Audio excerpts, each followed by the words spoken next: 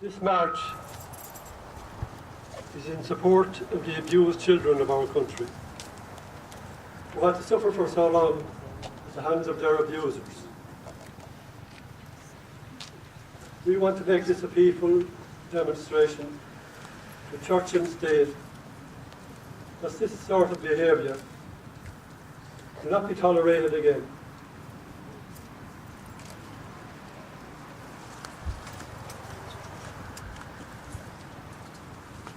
This cane is a symbol of the painful past which we want to leave behind here today.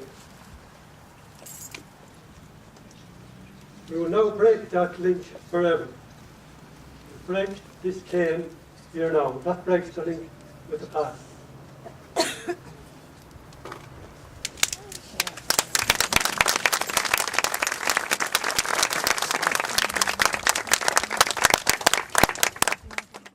And I think people need to be given the opportunity to practically express their solidarity with the survivors of child abuse in our various institutions and in the sad legacy that is ours in this country.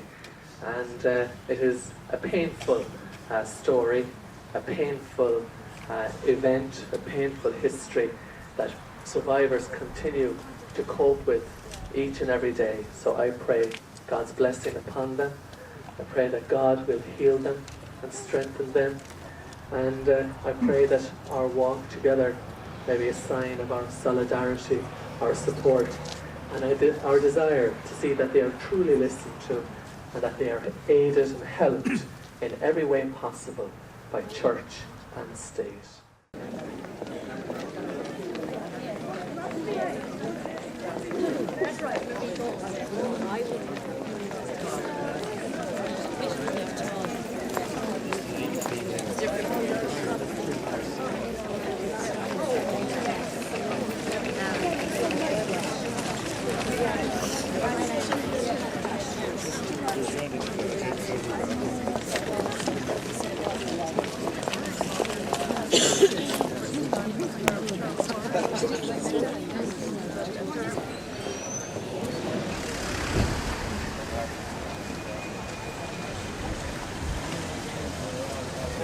No, that's what we were saying.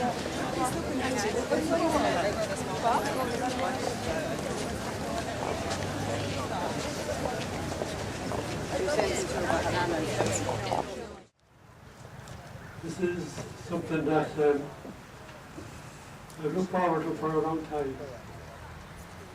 Myself and Angela now has sort of pulled it off. A lot of thought and hard work gone into it. And we thank you for taking the time to come out this morning and be with us on the march.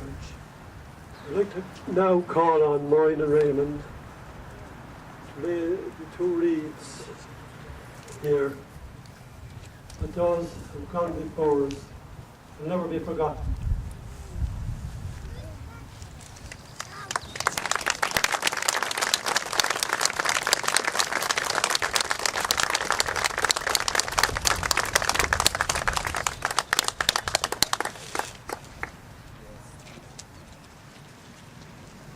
When I woke up this morning at 5 o'clock, couldn't sleep. I looked out the window at a dull, cloudy start to the day. I thought this was very fitting. It was like our lives. Dull, cloudy start at first. Then the sun breaks through, pushing the dark clouds away. Then today, bring the sunshine back into our lives. No more darkness and despair. A new beginning, hope and peace. And I'll ask Angela to say a final prayer. Prayer for the family. Heavenly Father, most good and gracious God, sustain our family in love. Make it a place where holiness can abound. Help us to learn to be like Jesus in all our actions. Aid our family to imitate the Holy Family of Jesus, Mary and Joseph, Help us to learn from the good example of others and to give good example to others. Assist us in learning to bear our pain and suffering as Jesus did. Aid us in overcoming difficulties and carrying our crosses. Help our family life lead only to Jesus, the source of true happiness. Please give wholesome habits to our family. We ask this through Christ our Lord. Amen. Now ask Gracie Bowen, and ask the doves. Doves are all a symbol of peace.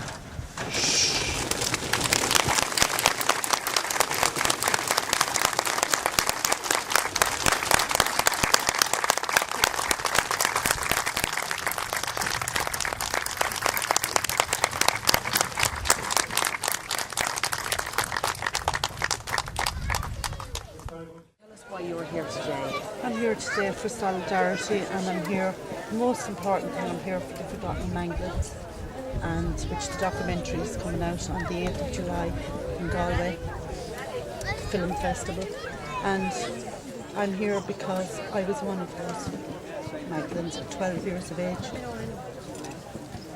My education was taken from me, and I suffered from 5 o'clock in the morning till 8 o'clock at night. I worked, was abused, was trodden on, made dirt of. No, I never had a kind word to say to me. And that's why I'm here today. But mostly I'm here for the forgotten ones and for the people that has passed on.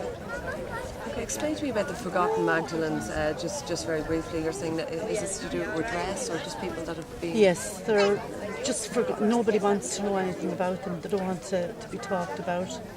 They've got no hearing. And to me, that is wrong. I think they suffered, if not more, they suffered.